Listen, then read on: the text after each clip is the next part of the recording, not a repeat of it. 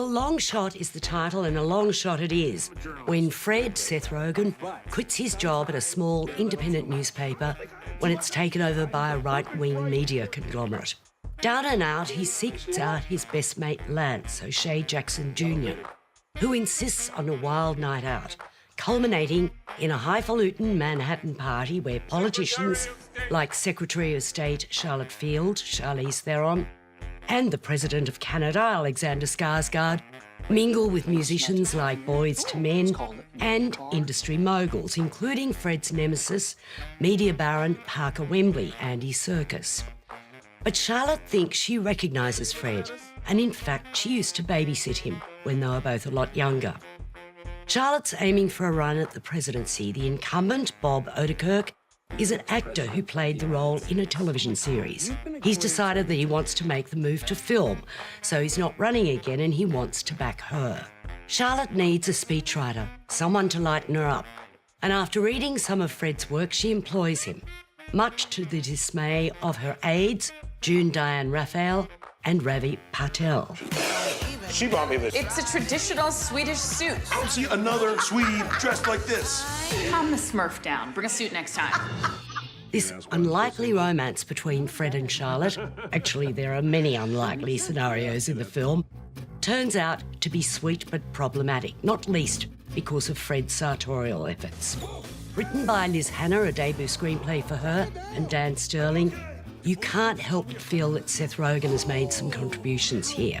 It's smart and funny, often quite biting in its political and cultural references, because beneath the comedy and the romance is politics, particularly contemporary politics, as Charlotte spearheads a movement to unite nations to fight climate change, and not everyone is enamoured with her plan. The director was Jonathan Levine, and what he's been able to get is really fantastic performances from his cast. They're all pretty wonderful, hitting that right note, so even though much of the film is improbable, you actually find yourself believing them.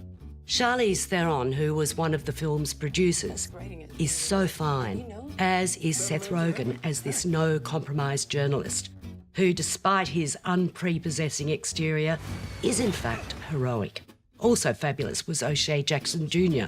as his mate Lance, a lovely performance by him. This is a rom-com with grit. It's aspirational in the way it wants us to see the world, even though we're faced with the reality that things don't really work that way. It defies our cynicism on a number of levels. The music references are romantic. Who uses Moon River in a film these days? And evocative. I had a good time with Long Shot. There's a lot to like in the film.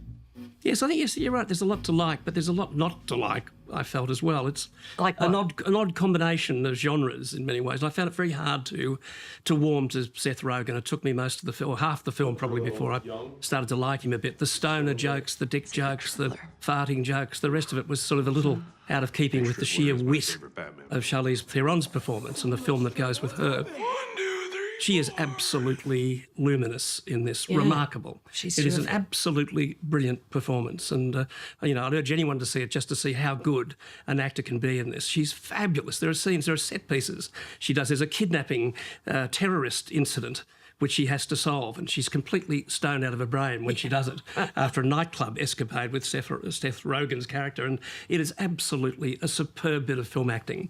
There is stuff embedded in this. It's not just a lightweight romp. Oh, no, but at the same time, I found the political comedy just a little bit tame after Veep on television. We've had television take this kind of political humour so much further than this film does. Nonetheless, there are very funny moments in it. Yeah. And some of the slapstick is fantastic, and the action slapstick is very, very amusing as well. It's an odd film. I don't know that it was a laugh-out-loud funny film for me a lot of the time, but I really not liked it, and I thought it was clever. Look, I'm going to give it 4 stars. I'll give it 4 too, because Charlize Theron, she can do no wrong. Is she the best there is at the moment? She's pretty good. She's pretty damn And she's gutsy. Fred, I need you to come work on that speech with me right now. Am I being too bossy? No, no. We'll do exactly what you were imagining, and then you turn me around, slap me on my ass, and then choke me a little bit.